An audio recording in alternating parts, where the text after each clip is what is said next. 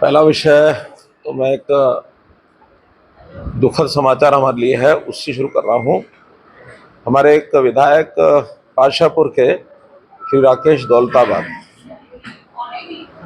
विधायक राकेश दौलताबाद, एक बहुत ही दुखद समाचार ये है कि जिस दिन पोलिंग का दिन था 25 मई को ही प्रातःकाल उनका दिल का दौरा पड़ने के कारण से देहांत हो गया। इस अवसर पर मैं उनको श्रद्धांजलि देते हुए प्रभु से प्रार्थना करता हूं कि जो भी लोगों के जैसे प्रतिनिधि थे, सब लोगों को, परिवार के लोगों को भगवान इतनी शक्ति प्रदान करे, इस असह्य क्षति को सहन करने की शक्ति उनको मिले। मित्रों, जैसा 25 मई चुनाव का दिन था, चुनाव समाप्ति के बाद सब लोग अपने अपने क्षेत्र में एक आंकलन करते हुए, और कल हम लोगों ने 27 तारीख को अपनी एक रिव्यू मीटिंग की, और उस रिव्यू मीटिंग के आधार पर मैं आप लोगों के सामने जो विषय रख रहा हूँ वो ये है कि हरियाणा की 10 की 10 लोकसभा सीटें और करनाल की विधानसभा सीट 11 की 11 कमल खिलाकर हम 4 जून को मोदी जी की झोली में डालेंगे। ये अलग बात है कि मार्जिन वेरी करता है, अलग अलग जो कॉर्नर से रिपोर्ट आई है उसमें कहीं ज़्यादा मार्जिन है, कहीं कम मार्जिन है, और न केवल पार्टी के लोगों की ओर से बल्कि इंडिपेंडेंट राय रखने वाले लोगों से भी हमने जो जानकारियाँ ली हैं उसमें 100% रिजल्ट ये भारतीय जनता पार्टी के फेवर में आ रहा है।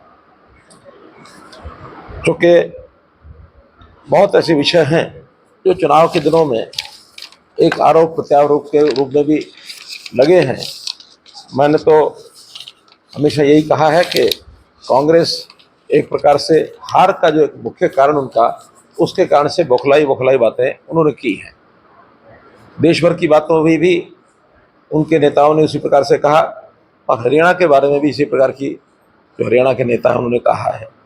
देश भर में तो अभी तक 6 चरण हो चुके हैं, 7वां एक चरण बाकी बचा है 1 जून को, और इन 6 चरण में भी मुझे ऐसा लगता है कि हम 360 और 370 के आसपास पहुंचे हैं, यानी एनडीए मिलाकर।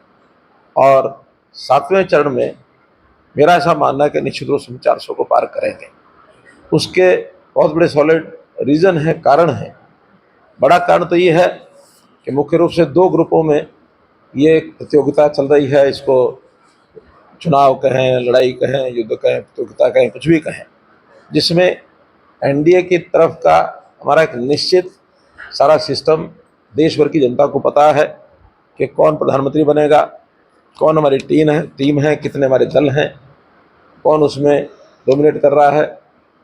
जहाँ दूसरे दल का जो प्रश्न है यूपीए का, तो यूपीए में यानी कोई अपना एक सर्वमान्य नेता वो चुन नहीं सके हैं, और उसका सीधा कारण ये है कि मत भिन्नता इतनी ज़्यादा है कि वो दल कहीं कहीं मिलके भी लड़ रहे हैं, कहीं कहीं आपस में एक दूसरे के खिलाफ भी लड़ रहे हैं।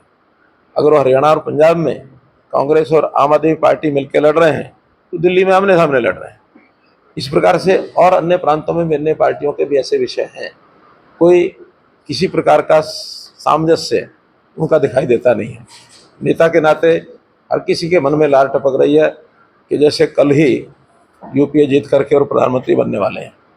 इस प्रकार का विषय ये हम सबको ध्यान में है।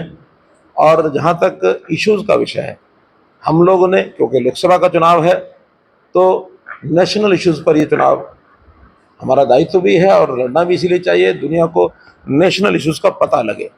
अन्यथा लोकसभा का चुनाव हो और उसको गली मोहल्ले पर ला कर खड़ा किया जाए तो ये अपने आप में लोकतंत्र के साथ धोखा है। हाँ, जब कभी चुनाव विधानसभा के होंगे, जब कभी चुनाव लोकल बॉडीज़ के होंगे तो उन विषयों को वहाँ रखना ही चाहिए।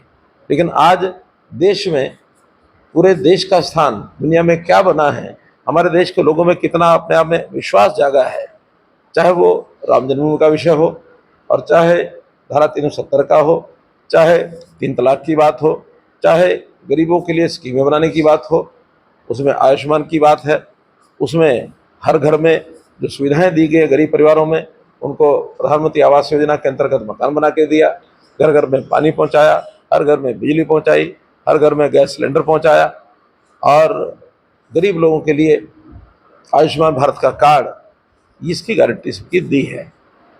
और इसी प्रकार से किसानों के लिए, किसानों की भी जैसा एमएसपी है, जैसा किसान सम्मान निधि है। अब किसान सम्मान निधि विषय ऐसा है जो कहीं मांग नहीं आई थी, लेकिन एक संवेदनशीलता के आधार पर प्रधानमंत्री जी ने स्वयं आगे बढ़ करके कि किसान, खास करके छोटा किसान, उसको ये राहत 6,000 रुपये की साल की अगर मिलती है तो अपना बीज खरीद सकता है, खेत में कोई खर्चा होता है उसको अपना पूरा कर सकता है, छोटे छोटे खर्चे उसके पूरे करके और बाद में फसल का पूरा जो पैसा है वो अपने घर ले जा सकता है। तो ऐसी बहुत चीज़ें हैं। हमने उसमें स्टेट की ओर से भी बहुत चीज़ों को यानी एड ऑन किया है। जैसा ये हमारा आयुष्मान भारत है, इसके अंदर हरियाणा ने भी 1,20,000 के बजाय 1,80,000 लिमिट करके और चिरायु हरियाणा योजना आगे बढ़ाई कि हम इनको भी प्रदेश की ओर से इसका जो सारा खर्च है वो वहन करेंगे। यहीं तक नहीं रुके, 1,80,000 से 3,00,000 तक, इसमें एक नॉमिनल 1,500 रुपये साल का लेकर के और वो 5 लाख का बीमा उनका भी किया। और अब तो उसके बाद जो हमने घोषणा कर रखी है चुनाव शुरू होने से पहले, नोटिफाई अभी होनी है वो, लेकिन उसमें एक प्रकार से इसको यूनिवर्सल कर दिया है कि सब लोग 5,000 रुपये का एक प्रीमियम दे करके और अपने आप को उसमें जोड़ सकते हैं, कोई आयु का हिसाब नहीं है। तो ऐसी योजनाएं बहुत बनाई हैं। जहाँ तक आयुष्मान भारत 70 साल से ऊपर के लोगों का है, उसमें इंडिविजुअल के लिए 5 लाख रुपए का बीमा 70 साल से ऊपर के लोगों का, वो भी हमने अपने संकल्प पत्र में ये जारी कर चुके हैं।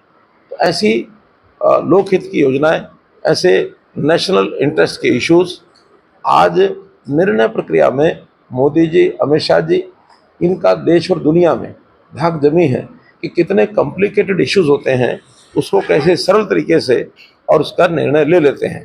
अब कांग्रेस के लोग हमेशा डराते रहे क्या, अगर आपने राम जन्मभूमि के विषय को हाथ लगाया, अगर आपने 370 को हाथ लगाया तो गृह युद्ध हो जाएगा, देश में उनकी नदियां बह जाएंगी। लेकिन मैं पूछना चाहता हूं, क्या किसी के शरीर पर कोई खरोंच आई? कितना स्मूथली ये सारे काम हुए। राम जन्मभूमि का कोर्ट ने निर्णय दिया और 370 का जो अमेंडमेंट है वो सरकार लेके आई और किसी ने, बल्कि जम्मू कश्मीर के लोग उसमें आज प्रसन्न हैं। जम्मू कश्मीर के लोगों को लगता है कि हम देश की मुख्य धारा में आ गए। जो वहाँ के लोकल लीडर्स जो अन्याय करते थे, उस अन्याय से वो बच गए हैं। सरकारी खर्चा जितना दिखा दिया जाता था, कोई ऑडिट नहीं होता था, वो ऑडिट वहाँ होने लग गया। एससीज को जो रिजर्वेशन वहाँ होता नहीं था, वो एससीज को रिजर्वेशन मिलने लग गया। नौजवानों को रोजगार के साधन, इंडस्ट्री को वहाँ जाने का मौका, ये सब मिले हैं।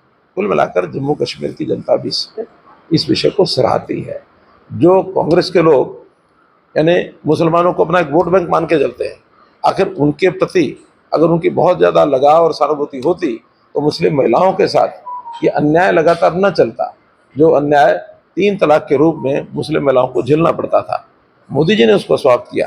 मेरा कहना कि यह है कि मुद्दे राष्ट्रीय थे और इन लोगों ने जानबूझ करके और छोटे छोटे मुद्दों पर लेकर के आए कि जनता को हम कैसे बहका सके, कैसे उनको झूठ बोल करके उनको आकर्षित कर सके। इससे बड़ा झूठ नहीं हो सकता कि हम सरकार में आएंगे तो हम 1,00,000 रुपया हर गरीब महिला, नौजवान, बेरोजगार उसके खाते में डालेंगे, जिसका उन्होंने कहा कि अगस्त के महीने में आपको इतना पैसा मिलेगा। मैं ऐसा उनसे पूछता हूँ, मेरा प्रश्न है कि कभी हिसाब किताब तो पढ़ा होगा उन्होंने थोड़ा बहुत। अगर हिसाब किताब लगा लें तो ऐसी जनता 130 करोड़ में से अगर मानो 40% भी हो तो 52 करोड़ बनती है। अगर यानी 40%, अगर 30% भी कर लें तो ये 40 करोड़ बनती है। 40 करोड़ लोगों को अगर 1-1 लाख रुपया दे दिया तो कितना चला जाएगा? 40 लाख करोड़। और देश का बजट आज कितना है? इस साल में बजट तो भी पेश हुआ है, टोटल बजट 48 लाख करोड़ है। अगर 48 लाख करोड़ में 40 लाख या 52 लाख करोड़ केवल एक स्कीम में देने के लिए तैयार हो गए हैं, तो भाई ये तो कोई भी सरल आदमी पूछेगा पैसा लाओगे कहाँ से? अगर एक ही स्कीम के ऊपर देश ने चलना और बाकी सारा देश बंद करना है तो देश बंद नहीं होने वाला, इनकी दुकान जरूर बंद है। तो ऐसे ऐसे झूठ, ऐसे ऐसे किस्से ये लोगों ने लोगों को सुनाए हैं। अब आम आदमी भ्रमित होने में थोड़ा उसको लगता है कि शायद 1 लाख मिल रहा है। इन्होंने पिछली बार भी कहा था कि हम युवकों को 72,000 रुपया मिनिमम आय की गारंटी देते हैं, यानी अगर नहीं भी वो कुछ करता होगा तो 72,000 रुपये उसके खाते में जाएगा। उस 72,000 को उन्होंने 1 लाख किया, जबकि प्रधानमंत्री जी कहते हैं कि नहीं, हम युवाओं को तो स्किलिंग कराएंगे, उनको स्किलिंग करा के उनको लोन देंगे, इंटरेस्ट माफ करेंगे, लेकिन काम खुद करना पड़ेगा। और उस काम करने के लिए उन्होंने लोन के रूप में मुद्रा स्कीम चलाई, 10 लाख, अभी नए अगले 5 वर्ष के लिए 20 लाख कर दिया। छोटे छोटे रेडी फेडी वाले उनको 10,000 रुपया, 20,000 रुपया, 50,000 रुपया, अब 1 लाख कर दिया कि उनको जितनी आवश्यकता है बिना इंटरेस्ट के वो भी देंगे स्वनिधि स्कीम के अंतर्गत। महिलाओं के लिए उन्होंने कहा कि हम महिलाओं को लखपति दीदी, यानी जो सेल्फ हेल्प ग्रुप्स हैं उनका उत्पाद वो जो बनाते हैं, छोटी छोटी चीज़ें बनाते हैं, कोई खिलौने बनाता है, कोई घर के सामान, कपड़े का सामान है, कोई बुनाई है, कोई कढ़ाई है, या कोई खाने की चीज़ें, कोई बिस्कुट बनाते हैं, कोई मुरब्बा बनाते हैं, कोई अचार बनाते हैं, इन सब की बिक्री की व्यवस्था हम करेंगे, क्योंकि इसमें सबसे कठिनाई काम है वो मार्केटिंग की है। तो इसके लिए हमने हरियाणा में तो घोषणा कर दी है, साझा बाजार बनाएंगे, और साझा बाजार में महीने भर का उत्पाद वो 1 दिन के लिए, 2 दिन के लिए बुक करेंगे तो शहर में सारा उनका बिक सकता है।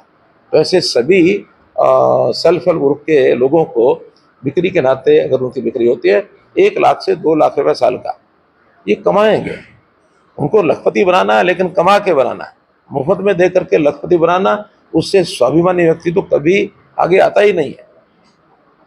ऐसे ही ड्रोन दीदी, ये जो कंसेप्ट है कि ड्रोन की सिखलाई, स्किलिंग, ये महिलाओं की कराएंगे, कि उस ड्रोन के कारण से आज बढ़ती हुई टेक्नोलॉजी के कारण से ड्रोन का उपयोग अब हर जगह हो गया। फंक्शंस में, शादियों में, कहीं जुलूस निकलते हैं, कहीं जलसे होते हैं, ट्रैफिक के लोग, पुलिस उसका उपयोग करती है। अब तो इस प्रकार की हर चीज़ की फोटोग्राफी के लिए ड्रोन एक अच्छा मेथड आ गया कि जिसका सरकार भी जगह जगह उपयोग करती है। तो केवल इतना ही है कि ड्रोन को सिलाई करना और खेतों में मानो दवाई छिड़कनी है, खाद छिड़कना, नैनो यूरिया, वो ड्रोन से छिड़का जाएगा। पहले तो किसान जो है अपने कंधे पर या पीठ पर टैंकी बांध करके उसको चलाता रहता है, छिड़कता है। अब उनको आवश्यकता नहीं है, ड्रोन उसका एक साइज़ के हिसाब से कैपेसिटी उसमें डालो, लिक्विड डालो, उसको उड़ाओ और सारे एकड़ में 10 मिनट में छिड़क के आ जाएगा। अब तो ड्रोन आगे आगे टेक्नोलॉजी ऐसी बढ़ गई है कि अगर 20 मंजिला मकान पर किसी व्यक्ति को सामान मंगवाना है, बजाय वो आदमी को नीचे भेज करके और दुकानदार को किराने की दुकान या सब्जी की दुकान भेजेगा, केवल वो मैसेज देगा और दुकानदार अपने ड्रोन से उस सब्जी को डालेगा और 20वीं मंजिल पर देकर वापस आ जाएगा।